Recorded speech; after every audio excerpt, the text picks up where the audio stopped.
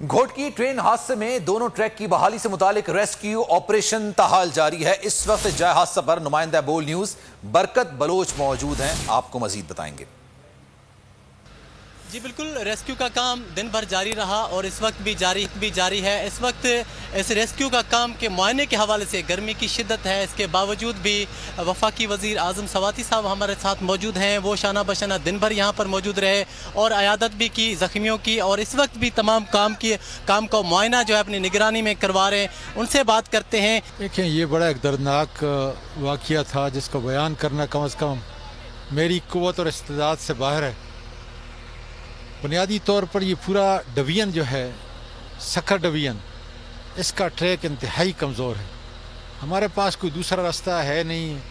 کوشش کرتے ہیں کہ ML1 جو ہے جلدی ہو جائے، اگر نہیں تو میں پرائم منسٹر صاحب کو کہوں گا دو ہی راستے ہیں، یا تو ٹرین چلانا اس ایریا کے اندر چھوڑ دیں، اور یا یہ ہے کہ فوری طور پہ ہم خود اپنا کام جو ہے شروع کر دیں۔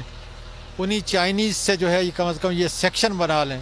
DS ریلوے کا کہنا تھا کہ میں نے پہلے بھی آگاہ کیا تھا کہ 15 جگہیں جو ہیں وہ اس طرح کی ہیں کہ جہاں پر حادثات اس طرح اس کے بیان کیا۔ میں نے باقاعدہ طور پہ کابینہ کو کہا ہے، لیکن یہ کل پرسوں کا تو نہیں ہو، یہ تو 30 سال کا، اب اس کو بھی جو ہے اس ٹریک کو کم از کم جو ہے 50 سال سے زیادہ ہو چکے ہیں۔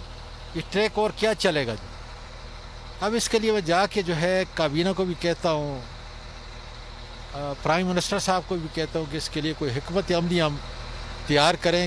اگر اس کو اسی حالت میں چھوڑیں گے، پیچ ورک بھی اگر ہم جو ہے نہیں کرا سکیں گے تو یہ کل پھر یہ ہوگا۔ ان کا کہنا تھا کہ ہسپتالوں میں بھی ان کا زخمیوں کا انہوں نے عیادت کی، اور کام کے حوالے سے وہ صبح سے یہاں پر موجود ہیں اور موجود رہیں گے، ان کو تسلی ہو سکے۔ ساری صورتحال سے آپ آ کر رہے تھے، بہت شکریہ۔